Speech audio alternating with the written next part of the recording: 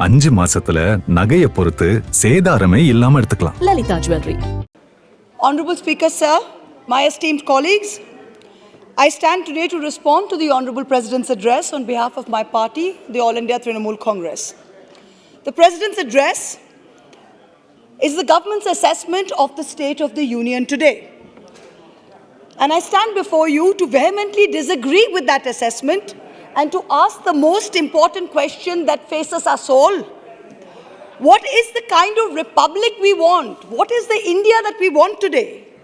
What is our idea of India that we are willing to stand up for, fight for, be abused for, get jailed for? Ours is a living constitution. It breathes as long as we are willing to breathe life into it. Otherwise, it's just a piece of paper, black and white, that can be smudged into shades of grey by any majoritarian government. An elected government bears the people's trust to uphold the constitution, both in letter as well as in spirit. If the government fails, we all fail. So it is not enough for Indians to sit back and watch and wish each other a happy Republic Day. This government wants to alter history. They are fearful of the future and they mistrust the present. Robert F. Kennedy in the 1960s had warned of such hateful forces. The Honorable President, early on in his address, speaks about freedom fighters who secured India's rights. He speaks of Guru Tegh Bahadur, V.O. Chidambaram Pillai, and Netaji Subhash Chandra Bose. But this is just lip service. In reality, recalling India's past, a past of decency, a past of plurality, a past of secularism, makes this government very, very insecure. So the Disallow Republic Day floats from West Bengal, from Tamil Nadu, from Kerala, floats on Netaji, who taught us to say Jai Hind, floats on Subramaniam Bhartiyar, who said that even if Indians are divided, they are still the child of one mother. Floats on V.O. Chidambaram Pillai, who even when he was threatened with being imprisoned on sedition, refused to stop his political activity. And floats on Sri Narayan Guru, who picked up a rock and consecrated it as Erava Shiva. The invocation of an imaginary past, however, goes on and on. This government has reinvented Savarkar as a freedom fighter. The apology letter he wrote to the British, begging for release, is now being recast as some kind of strategic masterstroke. The appropriation of Bhagat Singh, who was staunchly anti-fascist. The appropriation of Sardar Vallabhbhai Patel, who banned the RSS after becoming Home Minister. The President's address refers to Netaji on multiple occasions. I will remind this Republic that this is the same Netaji who said, the government of India should have an absolutely neutral and impartial attitude towards all religions. Would Netaji have approved of a Hardwar Dharam Sansad that issues blood-curdling calls for Muslim genocide? On June 14, 1938, in Kumilla, now Bangladesh, Netaji said, communalism has raised its ugly head in an all-out nakedness. Netaji's Indian National Army's insignia was Tipu Sultan's springing tiger. The same Tipu Sultan that you erased from our textbooks, after whom you cannot bear to name roads or sports stadiums. The INA's mottos were 3 Urdu words, Ittihad, Itmad, and Qurbani. Unity, trust, and sacrifice. The same Urdu language that this government is so delighted to replace with Hindi as the first and official language of Jammu and Kashmir. The President's address refers to Khadi being a symbol of consciousness under the leadership of Bapu. But the unholy Dharam Sansad's issue calls to kill Bapu all over again. You have already succeeded in glorifying Gandhi's assassins. But just for the sake of those children who will grow up watching Beating the Retreat without his favorite hymn, let me remind you of some of the lyrics. Come not in terror as the King of Kings, but kind and good with healing in thy wings. Tears for all, a heart for every plea. Come, friends of sinners, abide with me. The President's speech lauds these great personalities for fighting for our rights, but in reality, the masters of our republic fear their own irrelevance if in future India and Indians are actually guaranteed the rights and liberties enshrined in our constitution. The Freedom House Report 2021 changes India's status from free to partly free. The World Press Freedom Index, India retains 142nd spot out of 180, remains one of the most dangerous places globally for journalists today. The Human Freedom Index 2020, measuring personal, civic, and economic freedoms, puts India at 111th spot out of 160. You fear a future which is a future India which is comfortable in its own skin. What do I mean by this? You fear an India which is comfortable with embracing. महुआ जी थोड़ा सा प्रेम से बोलिए, इतना गुस्सा नहीं करिए, अच्छा से बोलिए, क्या करें? हाँ, अच्छा से बोलिए, which is comfortable. हाँ, आप कह रहे हैं प्रेम से बोलने पर रामधारी सिंह दिनकर का एक कविता हम आपको बोल दे, सहनशीलता, क्षमा, दया को तब पूछता जग है, बल का दर्प चमकता उसके पीछे जब जगमग है. तो सहनशीलता, क्षमा सब देंगे, पर पीछे थोड़ा तो बल का दर्प होना भी चाहिए. नहीं, थोड़ा होना चाहिए, ज्यादा नहीं. डेफिनेटली आपके बात हम मानते हैं, थोड़ा ले आते हैं, पर बल का दर्प पीछे है और जग ये पूछते अभी है. सहनशीलता सबसे पहले.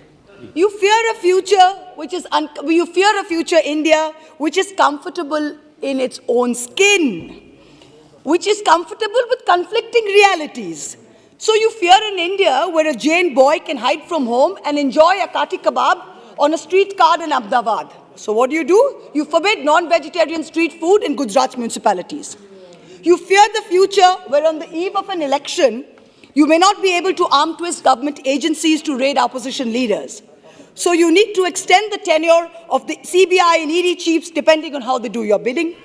You fear a future in which bureaucrats in a state cannot be bullied by the center, so you amend the IAS cadre rules. This fear of irrelevance in the future makes you behave the way you do.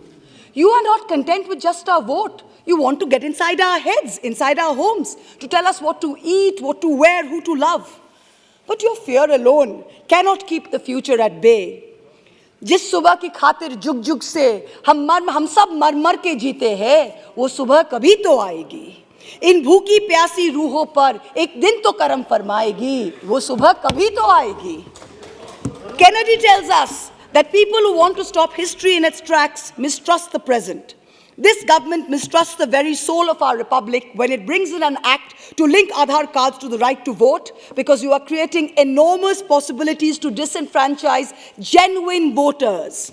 You mistrust our Annadatas who repeatedly told you, don't bring in the farm laws. Even when you roll them back, I think it was more your fear of losing 70 seats in Western UP than any remorse you felt for the 700 plus farmers who passed away. You have still not guaranteed MSP in writing, one of the main demands. You mistrust the Jats, the Sikhs, anyone who stands up to you. And yet, the minute elections are around the corner, you shamelessly put on a pagdi and put out offers of alliances. But this time, the Chaudharys will not forget. The Chaudharys will not forget that the son of a sitting minister of this government mowed down 5 farmers, and it took 3 full days to arrest him, and that too after a horrified Supreme Court stepped in. I stand here today and ask you to remove the Minister of State, the Member of Parliament from Kerry, from office. Every minute that he continues in his chair is an affront to not only democracy, but to the very decency and self-respect of our polity. I shouldn't be standing here saying this. Your conscience should be telling you this. जब नाश पनुष पर आता है, तो पहले विवेक मर जाता है.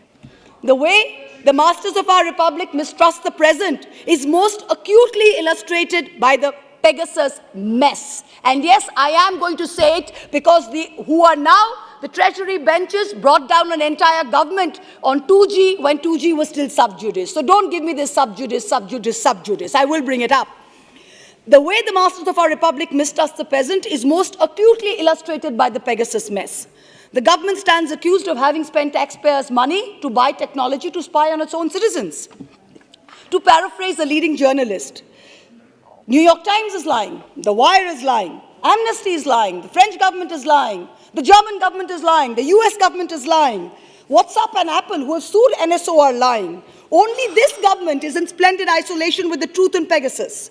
One minister calls it Supari media, another stands up in this house and lies to us blatantly. How does this government justify introducing a data protection bill which empowers the state to exempt itself from every privacy obligation that the law imposes? You have little respect for the most fundamental aspect of India, that it is a union of states with a federal structure. How else can you explain your patently illegal extension of the BSF jurisdiction 50 kilometers into state territory? You mistrust journalist Siddiq Kapan to an extent that you arrest him even before he's visited Hathras and even before he's written his report. You mistrust comedian Munawar Farooqi before a joke he's even yet to crack.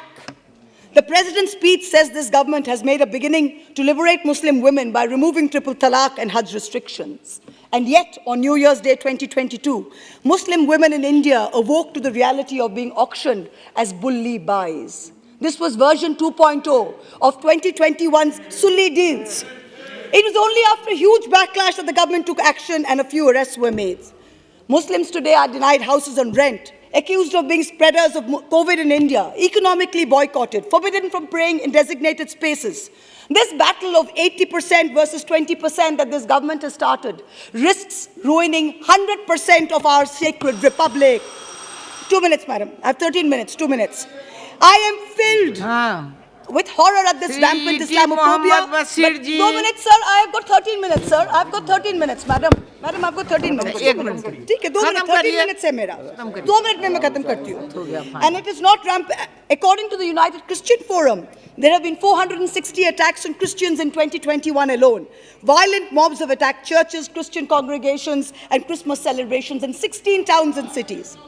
I am filled with horror and shame as I repeat to you what Monirul Sheikh, an old man in my home of Karimpur, Nadia, told me last year. Ma, এটা তোমাদের নীতির লড়াই, কিন্তু আমাদের বাঁচার লড়াই. Ma, for you, this is a battle of ideology. But for us, it is a war for survival. Let me finish the last thing. Last 1 minute. काटिए line. No.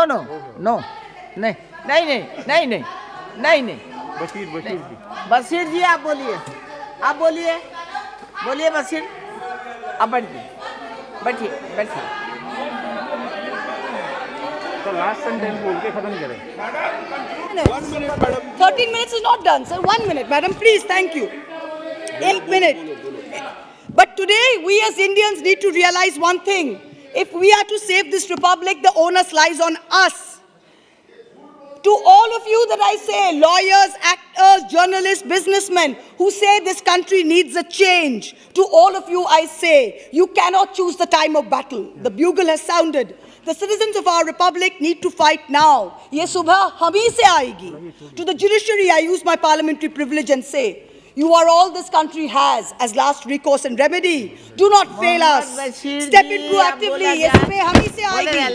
To the opposition, I say. बैठिए. हो गया 1 minute. हाँ, शुरू करें.